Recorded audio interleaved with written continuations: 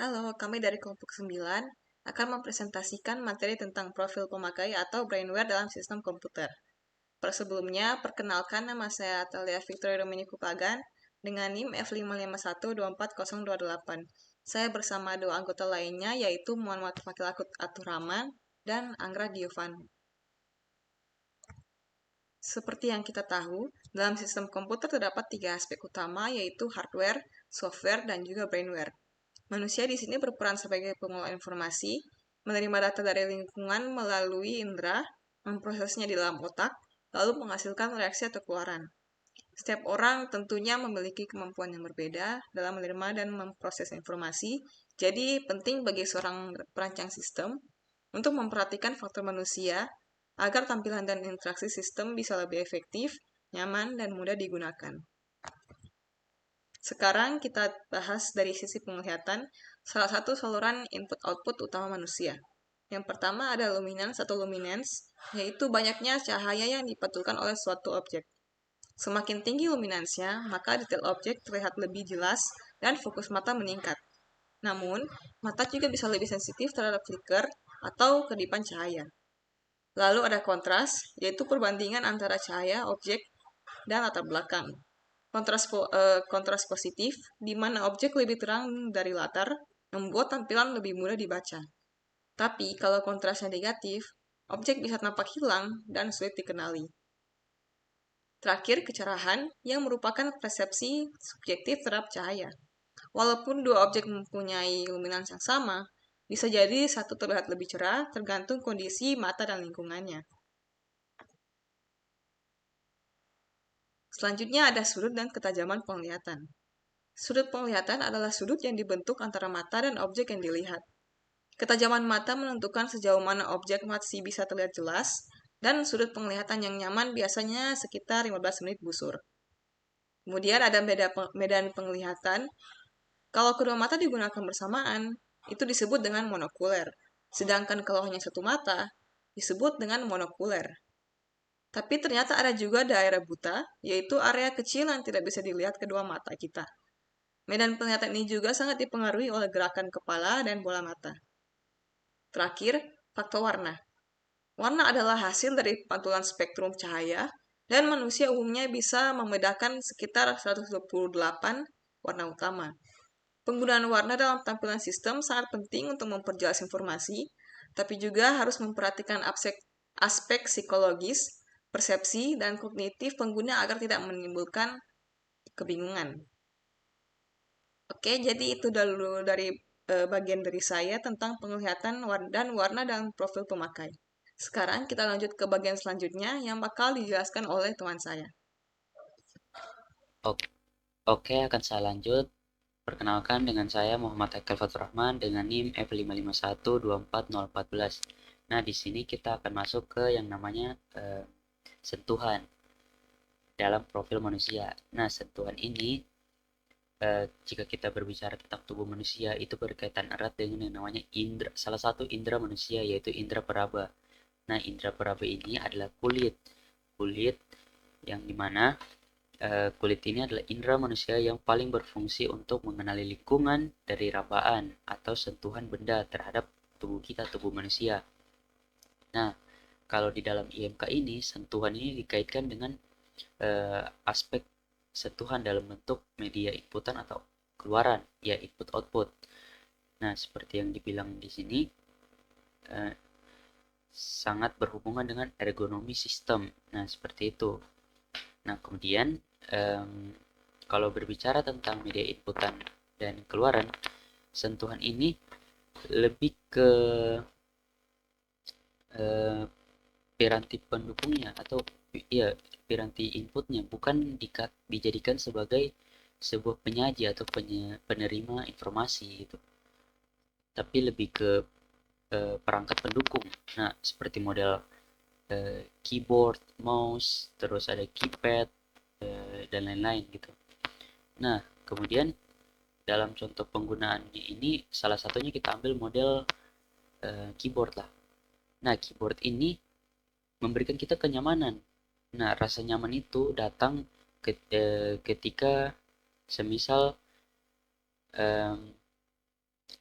ketika posisi dan bentuk posisi keyboard dan bentuk tombol keyboard itu sesuai bagi kita gitu kan. Sekarang ada layout keyboard yang bermacam-macam tuh. Nah itu mempengaruhi kenyamanan bagi kita. Terus berat ringannya tombol keyboard saat ditekan itu juga eh, memberikan rasa nyaman juga, karena sekarang itu keyboard itu banyak model-model key-nya gitu, ada switch-switchnya itu bermacam-macam. Itu tiap switch memberikan kenyamanan yang berbeda bagi tiap orang gitu. Nah kemudian em, kalau dari segi kenyamanan tadi seperti itu. Nah dari segi ketidaknyamanan biasanya ini disebabkan karena ya seperti tadi bentuk keyboard dan em, tekanan tombolnya itu tidak sesuai gitu. Jadi kadang-kadang eh, orang itu semisal kalau pada tombol itu mereka butuh penekanan yang cukup berat gitu, atau malah terlalu ringan, itu bisa membuat mereka tidak nyaman. Jadi kembali ke preferensi masing-masing gitu kenyamanannya. Nah kemudian lanjut, setelah dari sentuhan kita lanjut ke yang namanya memori manusia. Nah memori manusia ini terbagi menjadi tiga. Yang pertama itu ada memori penyaring, yang kedua ada memori jangka pendek, dan yang ketiga memori jangka panjang. Nah, kalau untuk memori penyaring sendiri, ini dia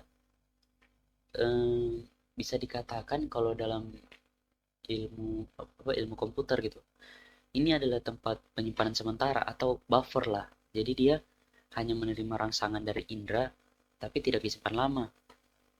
Nah, kemudian eh, isi apa saluran penyaring ini, memori penyaring ini terdiri dari tiga. Ada iconic, itu dia menerima rangsangan dari penglihatan atau visual. Terus ada echoic, itu dia dari suara. Dan haptic, itu dari sentuhan. Nah kemudian um, ya benar, isi dari memori penyaring ini karena dia kan hanya menerima eh, penyimpanan sementara, jadi dia akan selalu diperbarui isi memorinya ketika ada rangsangan yang masuk. Contohnya semisal perubahan letak jari tangan kita ketika digerakkan ke depan mata. Nah itu. Nah kemudian dari informasi di tempat penyaringan ini dilanjutkan ke memori jangka pendek. Nah memori jangka pendek itu apa? Memori jangka pendek ini tempat bukan seperti memori penyaring tadi, tapi yang ini dijadikan sebagai tempat untuk menyimpan informasi yang dibutuhkan sesaat gitu, yang hanya dibutuhkan sesaat. Contoh ketika dalam perhitungan matematika, ketika kita menghitung seperti ya 3 35 kali 6 atau 2 kali 10 berapa? Oh, 20. Nah, hanya sampai situ saja gitu. Yang kita ingat, kita hanya mengingat sesaat gitu. Nah, kemudian um, lanjut lagi ke bagian memori jangka pendek gitu kan. Sorry maaf, memori jangka panjang. Nah, memori jangka panjang ini tempatnya para memori-memori itu tersimpan dalam jangka waktu lama.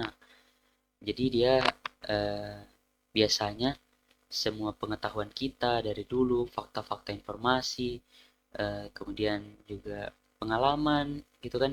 Nah, semuanya disimpan di dalam memori jangka panjang ini dengan ada dua cara buat menggali ingatan kita kembali, itu ingatan di dalam memorinya kepanjang ini. Yang cara pertama itu melewati episodik. Nah di sini itu caranya itu dengan mengurutkan ingatan kita tentang kejadian-kejadian tersebut yang terjadi, yang sudah terjadi. Nah dari episodik ada juga namanya semantik. Nah kalau di semantik ini memorinya kita itu tersusun berdasarkan fakta. Jadi uh, informasi semantik ini terbentuk dari episodik juga, episodik maaf. Nah kemudian Ya, bisa juga dengan frames atau struktur data dan juga ada dari script atau pola perilaku. Jadi, em, seperti itu penjelasan saya dari sentuhan dan memori manusia. Selanjutnya saya akan berikan penjelasan selanjutnya ke teman saya. Oke teman-teman, selanjutnya saya akan masuk ke pembahasan terakhir, yaitu pendengaran. Nah, pendengaran ini merupakan bagian yang kami fokuskan teman-teman. Jadi, teman-teman pernah mendengar tidak kalau ada orang bilang pendengaran itu tidak lebih penting dibandingkan penglihatan? Ya, mungkin agak berlebihan teman-teman, tapi menurut yang saya dapat, sebagian orang mengatakan kalau pendengaran itu merupakan hal yang sekunder dibandingkan penglihatan. Padahal sebenarnya pendengaran dan penglihatan ini tidak bisa disandingkan, tidak bisa dipilih mana yang lebih penting, mana yang tidak, teman-teman. Ini saling bersebelahan kedua-duanya. Karena jika kita hanya menggunakan penglihatan saja, maka informasi yang kita dapatkan itu tidak sedetail apa yang kita dengarkan juga. Jadi harus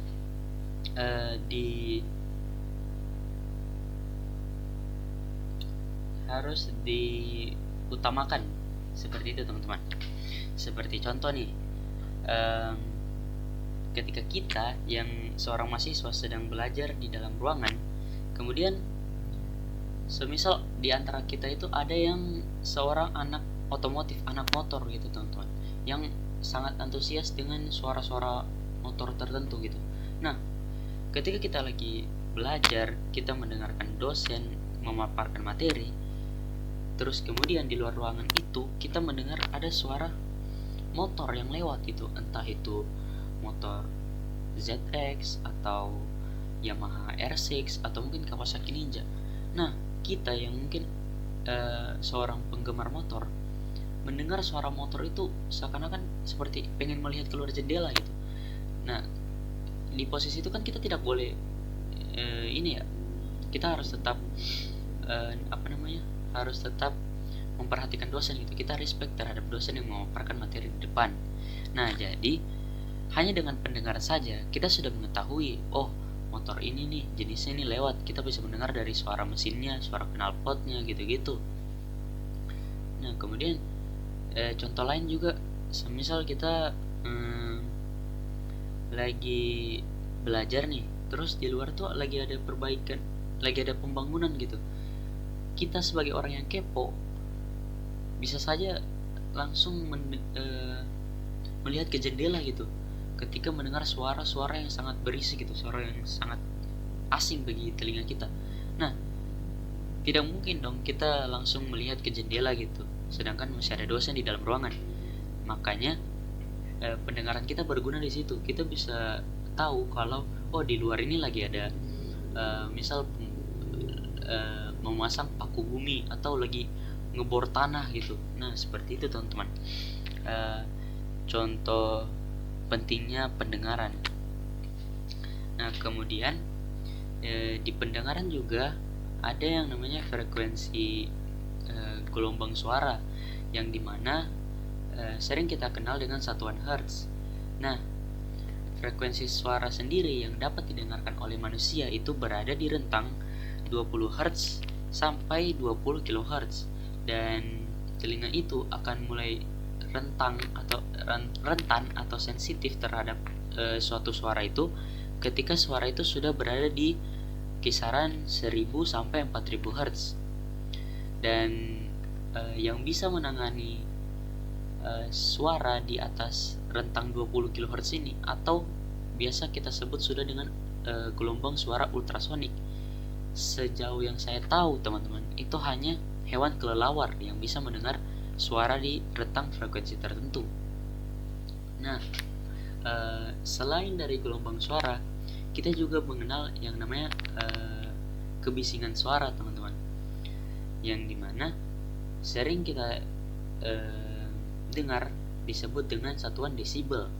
Nah, tipe-tipe kebisingan ini ada macam-macam teman-teman.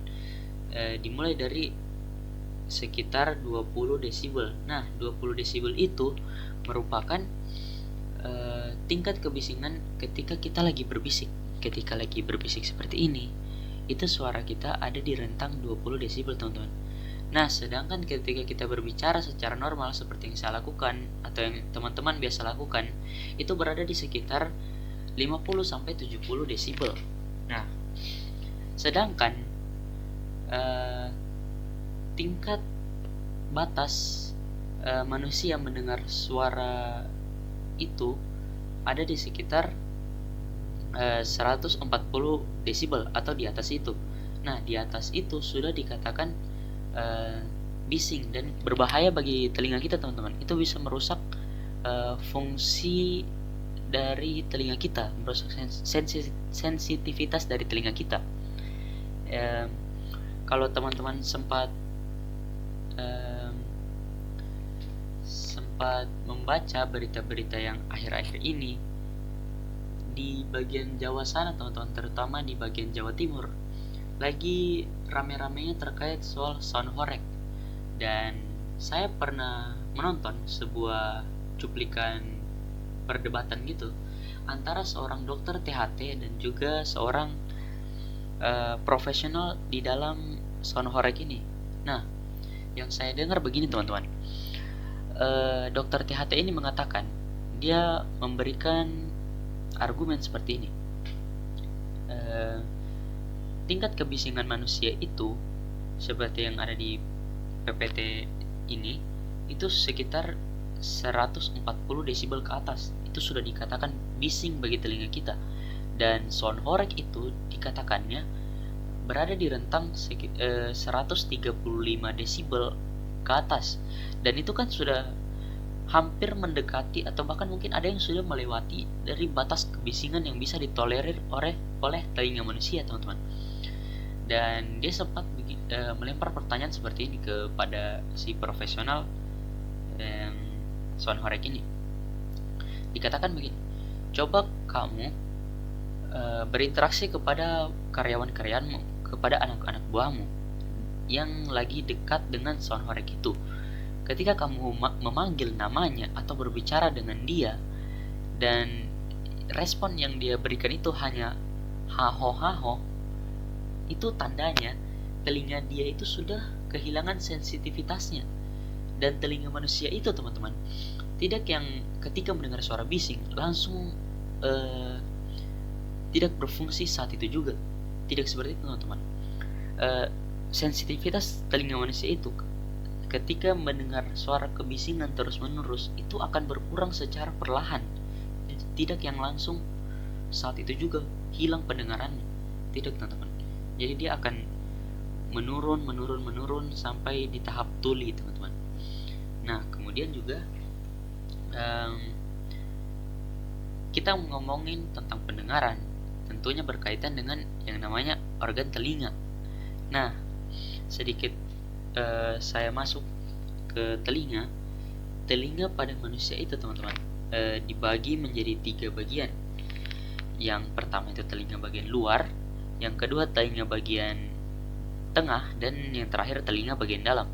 Nah, di telinga bagian luar itu adalah telinga yang dapat kita lihat, yang dapat kita lihat, dan dia berada di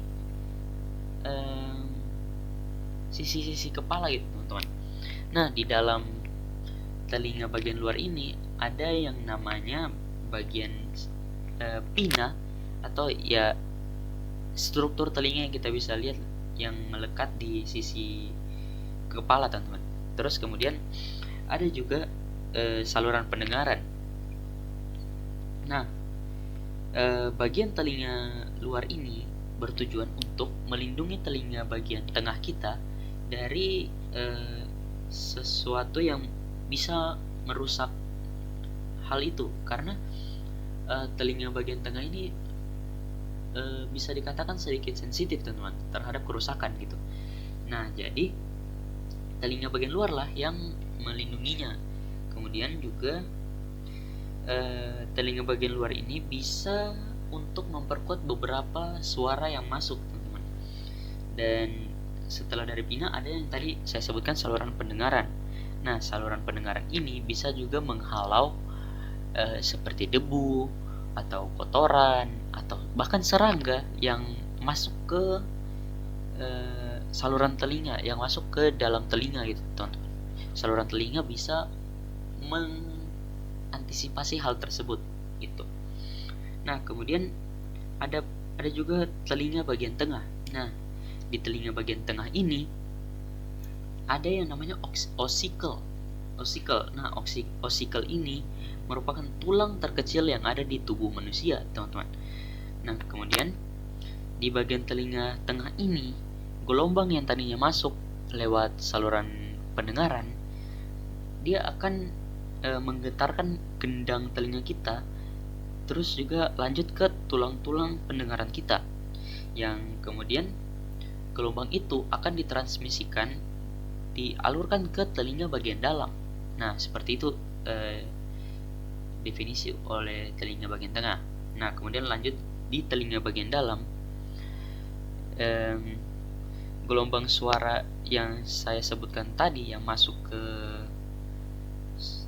pendengaran ditransmisi ke dalam telinga bagian dalam, itu jika semisal gelombang ini langsung masuk ke telinga bagian dalam itu tanpa adanya transmisi, maka nanti gelombang suara ini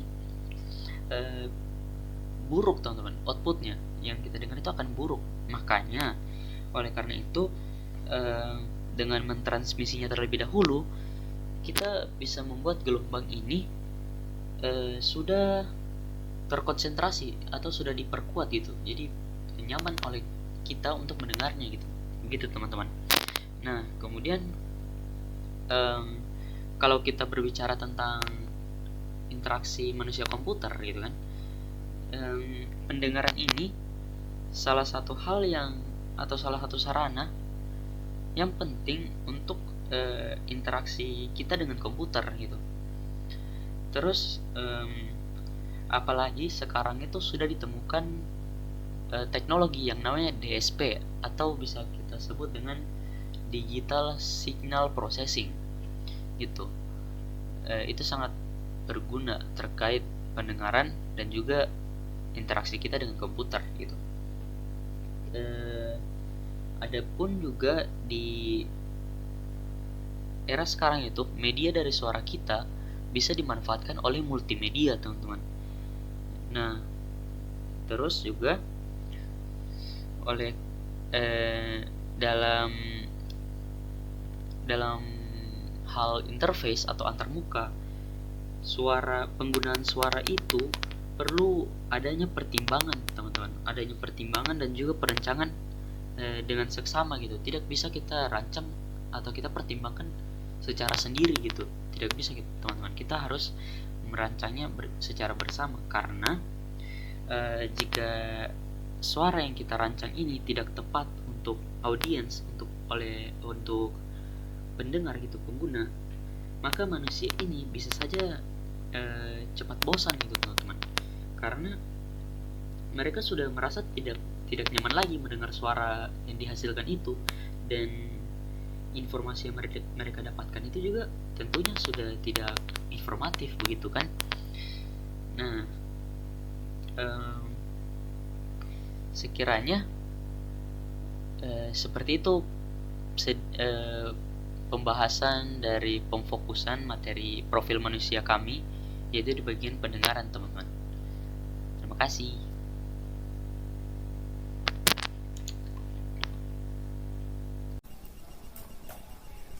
Baik, perkenalkan, nama saya Anggra Givanta Padongko dengan NIM F5512423. Di sini saya akan menjelaskan pertimbangan dan penyelesaian masalah dalam berpikir. Nah, pada slide ini ada macam-macam pertimbangan dan penyelesaian masalah dalam berpikir. Nah, sebelum itu kita harus tahu apa itu pertimbangan. Pertimbangan adalah proses logis dalam menarik kesimpulan dari informasi yang dimiliki. Nah, di sini dalam saat ini ada 3 jenis utama dalam pertimbangan berpikir. Yang pertama itu ada deduktif. Nah, deduktif itu artinya dari umum ke khusus, atau contohnya seperti semua manusia pasti mati. saya manusia, maka saya pasti mati. Nah, ini disebut sebagai penalaran logis karena kesimpulan diambil dari premis umum. Yang kedua itu ada induktif atau dari khusus ke umum. Sebagai contohnya, ada setiap pagi matahari terbit dari timur. Maka disimpulkan secara umum bahwa matahari selalu terbit di timur. Dan ini juga menghasilkan generalisasi dari beberapa contoh. Nah, contoh yang ketiga itu ada abduktif atau menalar sebab akibat suatu kejadian. Nah, contohnya itu seperti layar komputer mati. Layar komputer mati mungkin karena kabel tidak terpasang. Nah, jadi di situ ada sebab atau akibat dalam kejadian itu. Ketiga cara berpikir ini sering digunakan bersamaan oleh manusia ketika menggunakan sistem. Misalnya saat menganalisis error, mencari solusi, atau memahami instruksi program. Nah, selanjutnya ini ada penyelesaian masalah. Nah, ada 3 pendekatan utama, yaitu ada Gestalt atau menekankan pemahaman keseluruhan pola bukan dari bagian kecilnya. Nah, seperti contohnya itu ada dalam desain antarmuka kita tidak hanya fokus pada tombol, tetapi bagaimana keseluruhan tampilan memberikan kesan yang mudah digunakan. Yang kedua ada teori ruang permasalahan atau problem space theory. Nah, di sini gunanya ini untuk menguraikan masalah ke dalam beberapa langkah logis untuk mencapai solusi. Misalnya, saat kita memperbaiki error, kita menganalisis dari input, proses, lalu output untuk menemukan letak kesalahan di mana kita melakukan kesalahan. Nah, yang ketiga itu ada analogi atau menggunakan pengalaman atau kasus sebelumnya untuk menyelesaikan masalah baru. Misalnya saat ada bug di program kita mirip dengan bug lama, kita bisa memakai solusi yang lama. Nah, dari ketiga pendekatan ini bisa disimpulkan bahwa kita manusia menyelesaikan masalah dengan memahami pola, menelusuri langkah logis, dan belajar dari pengalaman. Selanjutnya, saya akan membahas ini model kesalahan dan cara berpikir. Nah, pada slide ini menjelaskan tentang jenis-jenis kesalahan yang bisa terjadi pada manusia saat berinteraksi dengan sistem komputer atau faktor-faktor yang memengaruhinya. Nah, yang pertama itu ada kekeliruan karena perubahan keterampilan. Nah, kesalahan ini muncul karena pengguna belum terbiasa atau kehilangan keterampilan akibat perubahan sistem. Misalnya, ketika antarmuka aplikasi diperbarui, pengguna yang terbiasa dengan versi lama bisa salah menekan atau klik atau tidak tahu letak fitur baru. Kesalahan ini bersifat teknis dan bisa diatasi dengan pelatihan atau desain antarmuka yang konsisten. Nah, yang kedua itu ada salah pengertian atau persepsi yang tidak benar. Nah, kesalahan ini sering terjadi karena pengguna salah memahami tampilan instruksi atau simbol yang ada di sistem. Contohnya, ikon hapus yang tidak jelas bisa disangka mirip dengan ikon arsip.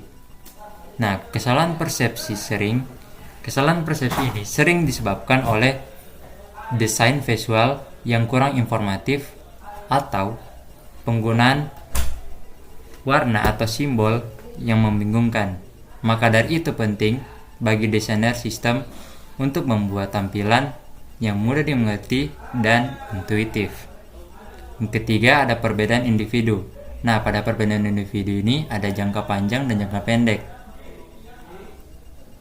Nah, perbedaannya itu pada jangka panjang meliputi faktor seperti jenis kelamin, kondisi fisik, dan tingkat kecerdasan. Nah, kalau pada jangka pendek mencakup kondisi seperti kelelahan, tekanan berlebihan, stres, atau semacamnya. Nah, faktor-faktor ini membuat pentingnya menerapkan ergonomi dan desain adaptif agar sistem bisa menyesuaikan diri dengan kemampuan pengguna. Nah, dapat disimpulkan di sini, jadi model kesalahan dan cara berpikir ini menunjukkan bahwa kesalahan manusia bukan semata karena kelalaian, tetapi juga akibat faktor desain, kebiasaan, dan kondisi individu. Nah, dengan memahami jenis-jenis kesalahan ini, pengembang sistem dapat menciptakan antarmuka yang lebih ramah pengguna, toleran terhadap kesalahan, dan mudah dipelajari.